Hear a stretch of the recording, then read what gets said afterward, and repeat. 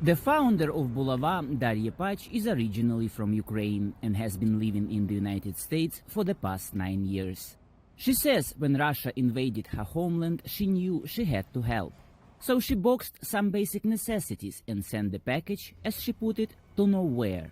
She wanted to send another one, but this time asked some friends to help.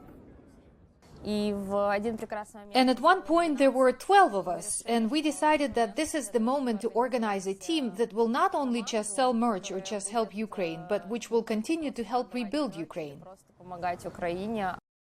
Bulava, which means maze or club in Ukrainian, is made up of a few volunteers originally from Ukraine who live in Washington and the surrounding area. Most are young professionals, a nurse, an entrepreneur, a photographer, an IT specialist. Each Wednesday they hold a fair where they sell products with Ukrainian symbols. Many designs are inspired by the drawings of Ukrainian children. The group also holds large charity events to help targeted groups in Ukraine. We do work with a few nonprofits and few organizations in Ukraine, also with a lot of volunteers. And since like a lot of big funds, Ukrainian funds, they help big organizations, so we're trying to fulfill the small orders and the small groups. So far, Bulava has collected $38,000 in cash, as well as medicines, personal protective equipment, baby food, and more than $80,000 worth of clothes.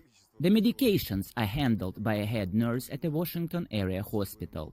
Ekaterina Kashlaba has garnered help from hospitals, pharmaceutical companies, and doctors in private practices.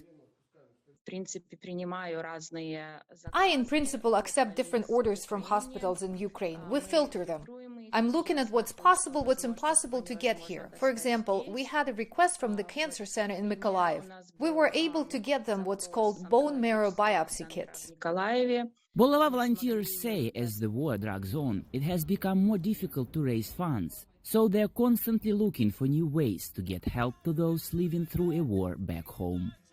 Maxim Moskalkov for VOA News, Washington.